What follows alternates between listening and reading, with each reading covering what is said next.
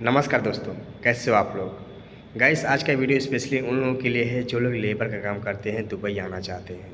जैसे कि mason, tiles mason, painter, carpenter, shuttering carpenter, steel fixer जैसे कामों में दुबई आना चाहते हैं।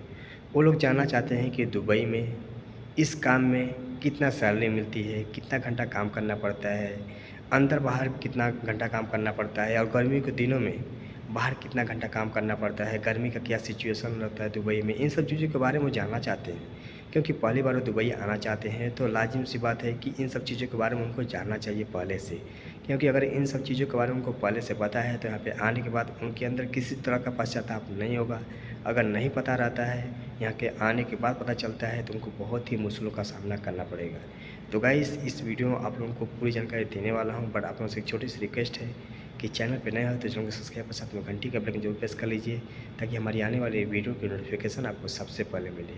गाइस मैं बता दूं कि जो भी मैं बताऊंगा बिल्कुल रियलिटी बताऊंगा, मैं ग्राउंड से बताऊंगा क्योंकि मैं पिछले 5 साल से दुबई में जॉब करता हूं। गाइस सबसे ज़्यादा दुबई में कंस्ट्रक्शन वर्क होता है, आप सबको पता है, तो इसलिए इस काम की सबसे ज़्यादा वैल्यू भी होती है, डिमांड भी होती है। जैसे कि shuttering carpenter, mason, steel fixer, wall painter जैसे कामों में बहुत ज़्यादा कंपनी की रिक्वायरमेंट आती है।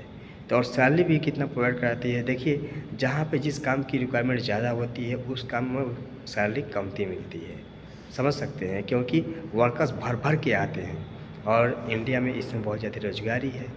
और जितने भी वर्कर्स काम करते हैं ज़्यादातर इंडिया, बांग्लादेश, नेपाल, पाकिस्तान के वर्कर्स यहाँ पे एज ए मतलब कंस्ट्रक्शन लाइन में सबसे ज़्यादा काम करते हैं। तो मैं आपको बता दूं कि औसतन कितना सैलरी मिलता है सभी कामों में, यानी कि लेबर को। जैसे कि अगर आप कारपेंटर में आते हैं, स्टील फिक्सर में आते हैं या मेसन में आते हैं तो इन सब कामों में सेम सैलरी होती है। मान ली 50 दिरहम या 100 दिरहम का ही अंतर होता है, लेकिन तो वो सब कुछ ओवर टाइम में मैनेज हो जाता है। क्योंकि कोई किसी काम में ज़्यादा ओवर टाइम चलता है, जैसे कि स्टील फिक्सर में ज़्यादा ओवर टाइम चलता है और मेसन में नहीं चलता है। भले भी मेसन का सैलरी ज़्यादा हो लेकिन स्टील फिक्सर का ओवर टाइम ज़्यादा चलेगा तो आपसे ज़्यादा पैसे कमाएगा। ठीक है, तो मैं आपको औसतन बता दूँ कि 1200 दिरहम से स्टार्टिंग होता है सैलरी, 11 से 1200 दिरहम स्टार्टिंग सैलरी होता है इन सब कामों में। यानी कि जो लेबर का आप काम बता रहा है मैं आपको, इन सब कामों में 1200 दिरहम से स्टार्टिंग होता है। उसके बाद कंपनी आपको 200 नहीं तो 300 खाने के लिए अलग से देती है, उसमें प्लस कर देती है। 1200 प्लस 300, 1200 प्लस 200 ऐसे करती है कंपनी, यानी कि टोटल आपको 1500 से लेकर 1600 दिरहम सैलरी मिलती है। उसमें आपका बेसिक रहता है, उसमें आपका फूड अलाउंस रहता है, ठीक है, यानी कि खाने के लिए आपका टोटल पैसे होता है। उसके बाद ओवर टाइम होता है, ठीक है। ओवर टाइम आपकी बेसिक सैलरी के हिसाब से जोड़ी जाएगी। अगर आपको कंपनी 1200 प्लस 300 दे रही है यानी कि टोटल 1500 दे रही है तो आपका जो बेसिक सैलरी होगा वो 1200 के हिसाब से जोड़ा जाएगा, ठीक है ना। तो 1200 के हिसाब से अगर आपका अच्छा खासा ओवर टाइम चलता है तो महीने के आप आराम से 1800 2000 तक आराम से कमा सकते हैं। ओवर टाइम अच्छा खासा चलता है तो यानी कि इंडिया का 40 से 45 हज़ार आराम से कमा सकते हैं। इस समय करेंसी ज़्यादा है तो आराम से 45 हज़ार कमा सकते हैं। ओवर टाइम नहीं चलेगा तो वही 35 से 30 हज़ार 40 हज़ार कमा सकते हैं, यानी कि मतलब 35 प्लस ही रहेगा, उससे नीचे सैलरी नहीं आएगी, ठीक है।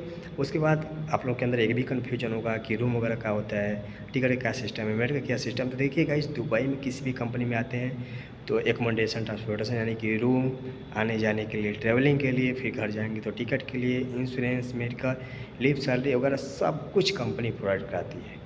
हर कंपनी, अगर कंपनी में आते हैं तब, सप्लाई कंपनी में आएंगे तो बहुत ही बेकार है। मैं ऑलरेडी सप्लाई के बारे में बहुत सारे वीडियो बनाया हूँ और आप लोगों के साथ शेयर भी किया हूँ, समझ सकते हैं।